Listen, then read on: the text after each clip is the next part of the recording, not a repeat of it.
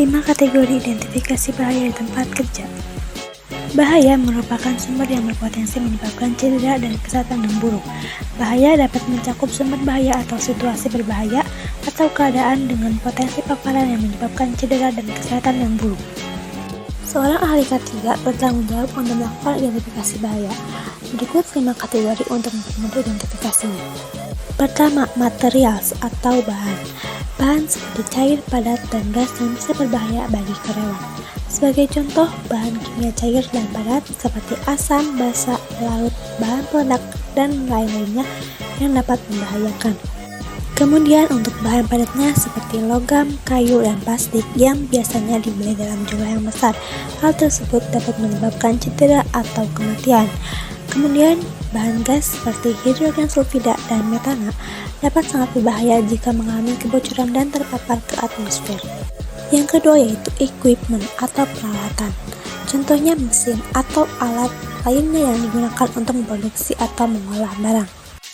Alat yang tidak dalam kondisi kerja yang baik, kemudian tidak diperbaiki dengan sempurna, dan tidak digunakan untuk tujuan yang benar dapat menimbulkan kecelakaan. Kurangnya pemeliharaan juga dapat menyebabkan peralatan tidak berfungsi secara baik. Dan jika pekerja berada di sekitar peralatan yang bergerak, dapat menyebabkan cedera bahkan kematian. Yang ketiga yaitu environment atau lingkungan area umum tempat karyawan bekerja.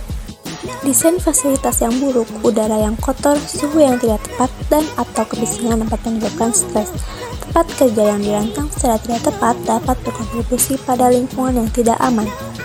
Yang keempat yaitu people atau orang, seperti karyawan, manajer, dan supervisor di tempat kerja.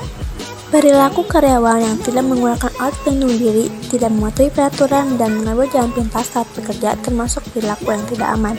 Karyawan yang bekerja dalam kondisi kelelahan, tidak fokus, atau bekerja secara terburu-buru, lambat laun akan menyebabkan kondisi yang berbahaya.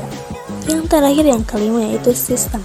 Penerapan sistem manajemen keselamatan yang buruk dapat menjadi akar penyebab yang berkontribusi pada sebagian besar kecelakaan yang terjadi di tempat kerja. Selain yang disebutkan tadi, seperti program, kebijakan, proses, prosedur, praktik, dan aturan keselamatan yang kurang sempurna, entah tertulis dan tidak tertulis, dapat mengakibatkan cedera, sakit, bahkan kematian di tempat kerja.